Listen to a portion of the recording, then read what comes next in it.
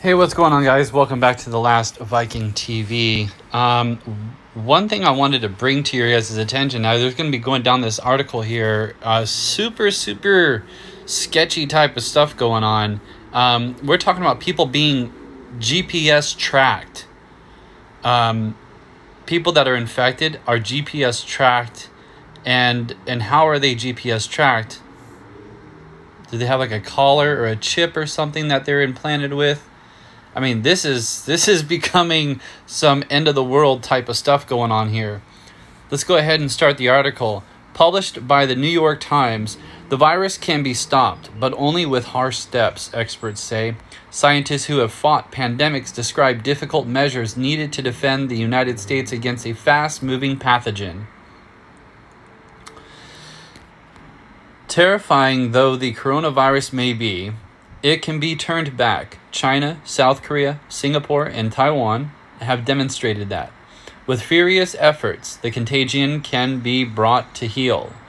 Whether they can keep it suppressed remains to be seen. But for the United States to repeat their success will take extraordinary levels of coordination and money from the country's leaders, an extraordinary level of trust and cooperation from the citizens.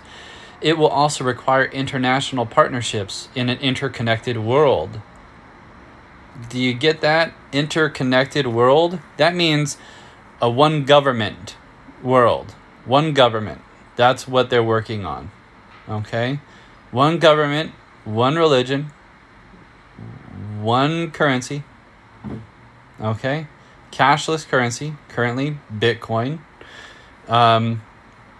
The stocks are collapsing. If you haven't seen, stock markets are collapsing, while cryptocurrencies are pretty much stabilizing at around, Bitcoin itself is stabilizing at around 5,000 right now, during this so-called crisis. And it's a cashless currency.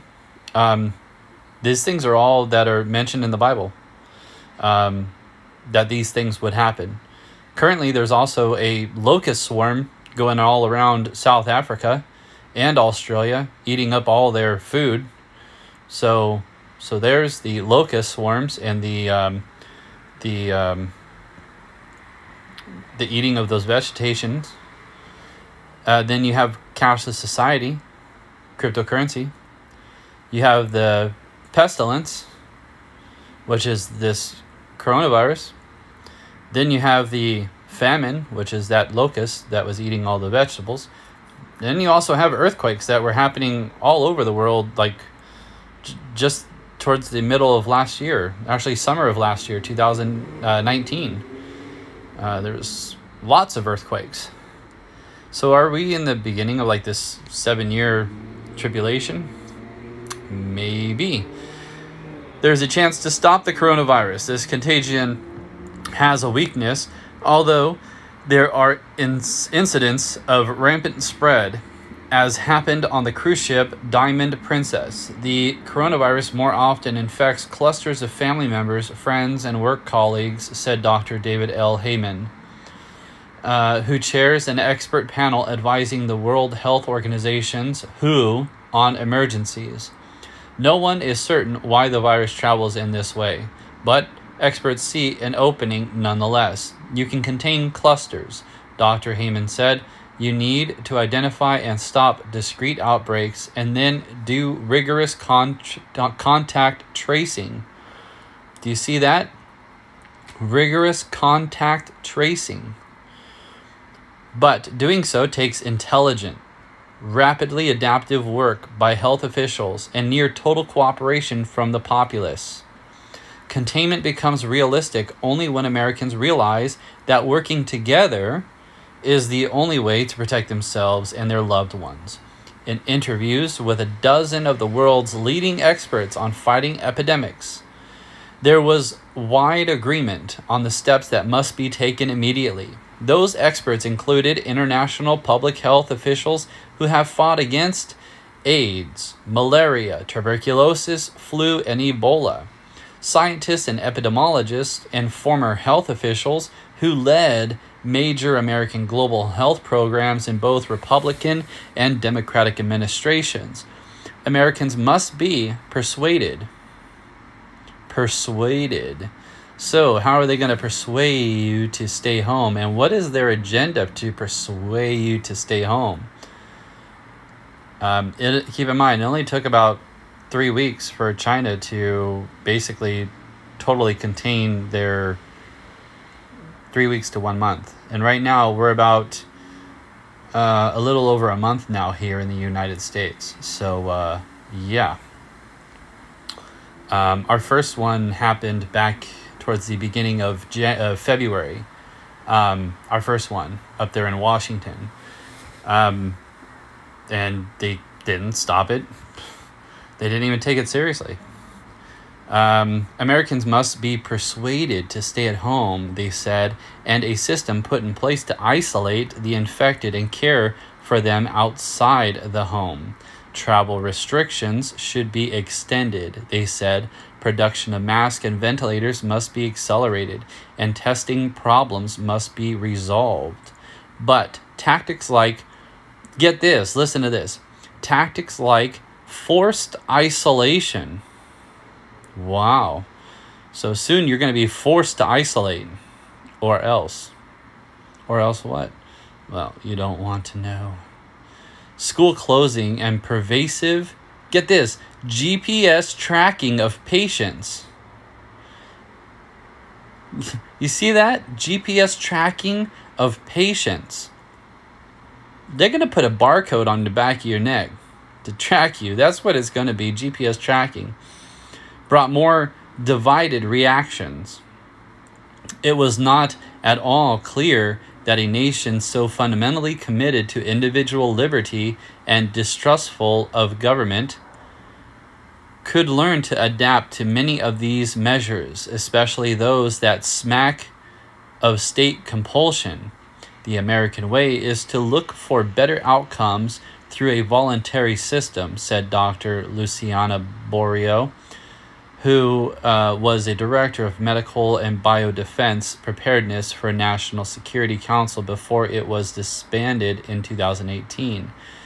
She says, I think you can appeal to people to do the right thing.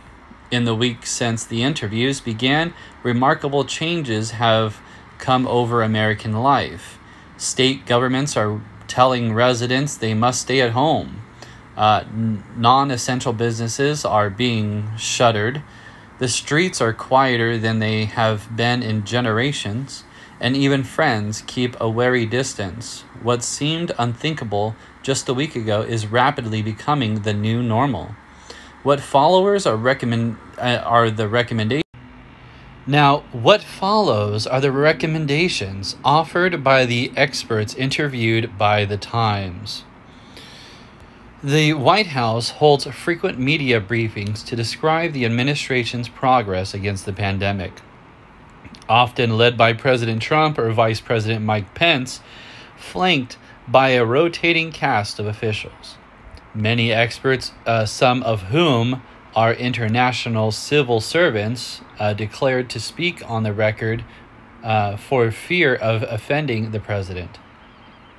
But they were united in the opinion that politicians must step aside and let scientists both lead the effort to contain the virus and explain to Americans what must be done. Just as generals take the lead in giving daily briefings in wartime, as General Norman did during the Persian Gulf War, medical experts should be at the microphone now to explain complex ideas like epidemic curves, social distancing, and off-label use of drugs. The microphone should not even be at the White House, scientists said, so that briefings of historic importance do not dissolve into angry, politically charged exchanges with the press corps, as happened on Friday. Instead, leaders must describe the looming crisis and the possible solution in ways that will win the trust of Americans. Above all, the experts said briefings should focus on saving lives and making sure that average wage earners survive the coming hard times, not on the stock market, the tourism industry, or the president's health. There is no time left to point fingers and assign blame. So basically they're saying, don't even worry about the stock market because that's going to basically collapse. Don't worry about making sure that average wage earners survive and the coming hard times. So experts said briefings should focus on saving lives and making sure that average wage earners survive the coming hard times, not on the stock market and not on the tourism industry and not on the president's health. So basically, there goes your hard-earned money in the stock market. Time to go to cryptocurrency, right? Bitcoin is looking pretty good right now because Bitcoin, again, is not regulated by any government industries or government agencies. Therefore, if a government goes bankrupt, well, necessarily the Bitcoin is a global cashless currency, and well, you can always invest in that because regardless of an entity, your money in a cryptocurrency is a lot safer because a country can go bankrupt and lose all of its money. The value of $1 is no longer worth $1. At this point in the emergency, there's little merit to spending time on what we should have done or who's at fault. Who was said Admin Tim Zimmer, who was the coordinator of the president's malaria initiative from 2006 until early 2017 and led the pandemic response until the National Security Council before its disbanding. We need to focus on the enemy, and that's the virus. Are you sure it's not China? Stop transmission between cities. Spring breakers this month in Miami Beach where there wasn't much social distancing. The next priority, experts said, is extreme social distancing. If it were possible to wave a magic wand and make all the Americans freeze in place for 14 days while sitting 6 feet apart, epidemiologist says the whole epidemic would sputter to a halt. The virus would die out on every contaminated surface, and because almost everyone shows symptoms within 2 weeks, it would be evident who was infected. If we had enough tests for every American, even the completely asymptomatic cases could be found and isolated. The crisis would be over.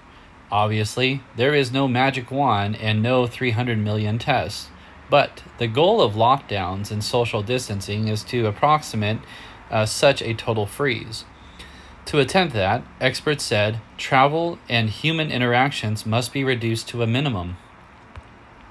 Italy moved incrementally. Officials slowly and reluctantly closed restaurants, churches, and museums and banned weddings and funerals. Nonetheless, the country's death count continues to rise. So even though they did a lockdown, and even though they banned all those places and closed down all those churches and museums, their death count continues to rise. The virus continues to spread, even though they went under a lockdown. The United States is slowly following suit, locking down and still having the virus spread. So we're just wasting our times being locked down. International flights are all but banned, but not domestic ones. California has ordered all residents to stay at home. So Californians, if you're locked down and you go over into Arizona or Oregon or Idaho or Utah, you could still get the virus because guess what? Not everybody is locked down. Just California. Just California. And keep in mind that there's still people out in the streets. There's still businesses open. There's still bars open. I mean, still grocery lines. I mean, you could get it infected there. What good is it going to do if not everything is locked down? It's kind of pointless, really. It's just wasting people's time and making people go broke. But other states have fewer restrictions, and in Florida for days. Other states have fewer restrictions. You see that? Ay, ay, ay. On Friday, Dr. Anthony S., here we go again, Fauci, Chief Medical Advisor to the White House Coronavirus Task Force. This little guy said he had advocated restrictive measures all across the country. In contrast to the halting stops taken here, China shut down Wuhan, the epicenter of the nation's outbreak, and restricted movement in much of the country on January 23rd, when the country had a mere 500 cases and 17 deaths. Its rapid action had an important effect. With the virus mostly isolated in one province, the rest of China was able to save Wuhan. Even as many cities fought their own smaller outbreaks, they sent 40,000 medical workers into Wuhan, roughly doubling its medical force. In a vast, largely closed society, it can be difficult to know what is happening on the ground, and there is no guarantee that the virus won't roar back as the Chinese economy restarts. But the lesson is that relatively unaffected regions of the United States will be needed to help rescue overwhelmed cities like New York and Seattle. Keeping these areas at least somewhat free of the coronavirus means enacting strict measures and quickly. If this video was informative to you, please drop a subscribe down below, and thanks for watching. Please share and subscribe. Till next time, the last Viking